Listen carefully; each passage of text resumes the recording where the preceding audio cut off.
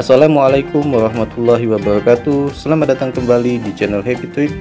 Kali ini kita sedang berada di sebuah museum yang penuh dengan sejarah, yaitu Museum Topkapi yang ada di kota Istanbul.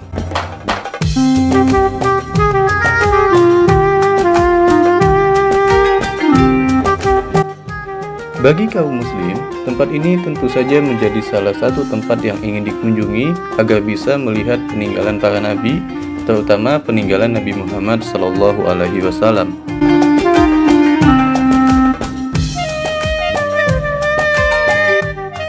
Di dalam Istana Topkapi, ada banyak peninggalan suci yang dikumpulkan di antara abad ke-16 dan abad ke-20. Dari peninggalan Nabi Muhammad SAW, Istana Topkapi memiliki mantel, rambut dari janggut Nabi, gigi Nabi yang rusak dari pertempuran, jejak kakinya, surat, busur panah, hingga pedang.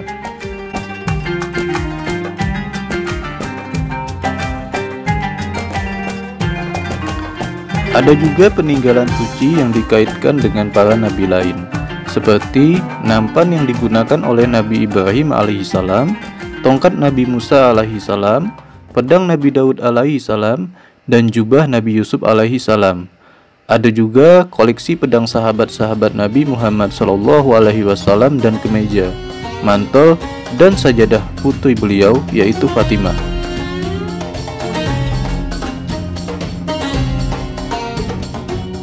Namun sayangnya, benda-benda peninggalan suci tadi tidak bisa kita abadikan baik dalam bentuk gambar ataupun video, karena peraturan dari pemerintah Turki, pengunjung tidak boleh mengambil gambar ataupun video dari benda-benda tersebut.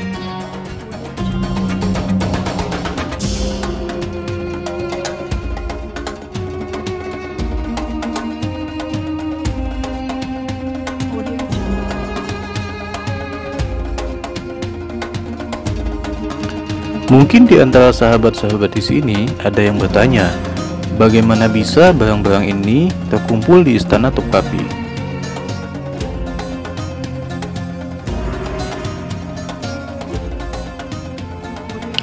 Para Sultan Ottoman yang memiliki tugas untuk memelihara dan memperbaiki Ka'bah yang ada di Mekah sebagai Khalifah Islam dari abad ke-16, karena banyak benda-benda berharga yang harus diganti dari waktu ke waktu.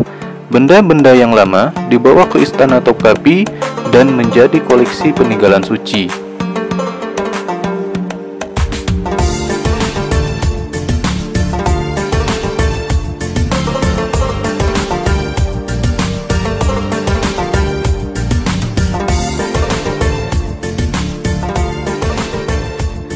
Dibangun dari tahun 1460 hingga 1478, para sultan memimpin Kekaisaran Ottoman dari istana ini selama kurang lebih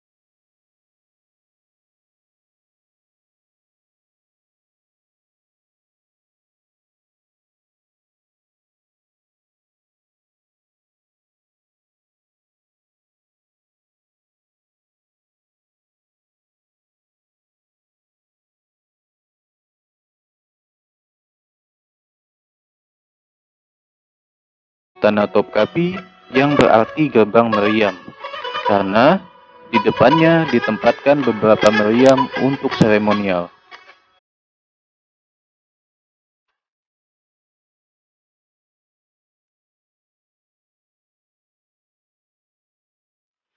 Setelah Khilafah Turki Utsmani dihapuskan pada tahun 1922, Istana Topkapi resmi diubah menjadi museum, tepatnya pada 3 April 1924 atas perintah Mustafa Kemal.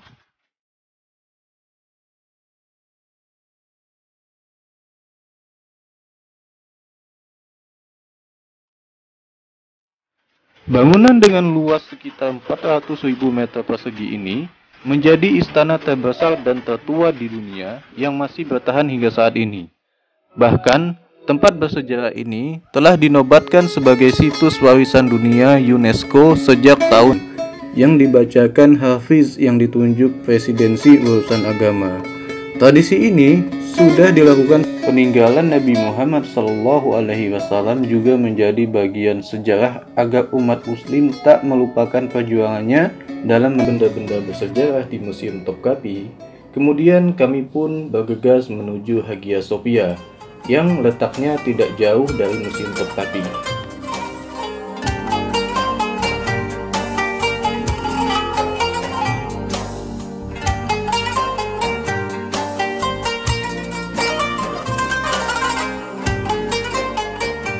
Dari masa pembangunannya pada tahun 537 Masehi sampai dengan 453 Masehi, bangunan ini merupakan katedral ortodoks dan tempat kedudukan Patriark Ekumenis Konstantinopel.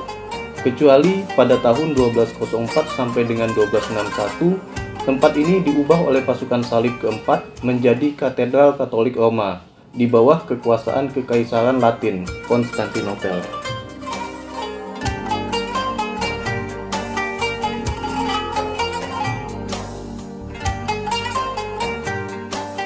Pada tahun 1453, ketika Muhammad Al-Fatih menaklukkan Konstantinopel, bangunan ini diubah menjadi masjid, tepatnya pada tanggal 29 Mei tahun 1453.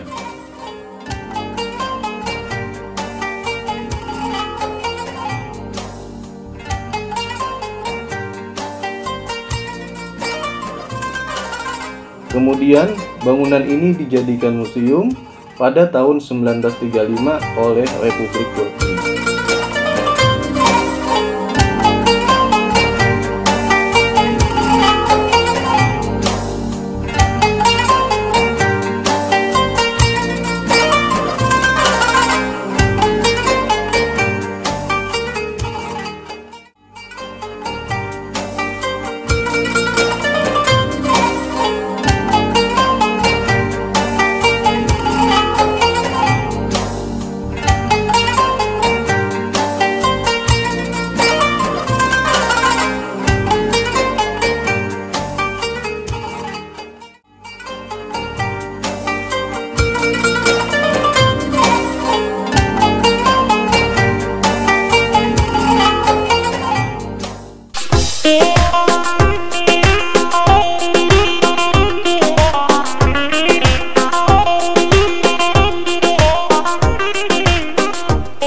Setelah menikmati Hagia Sophia dan melihat arsitekturnya yang sangat memukau, dan akhirnya kami pun melanjutkan perjalanan kami untuk menuju Grand Bazar, di mana di Grand Bazar ini kami akan membeli oleh-oleh untuk keluarga di Indonesia dengan harga yang relatif murah.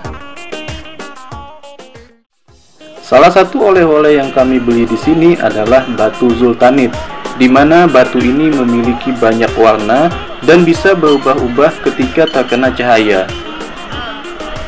Konon katanya, batu ini adalah batu asli dari Turki.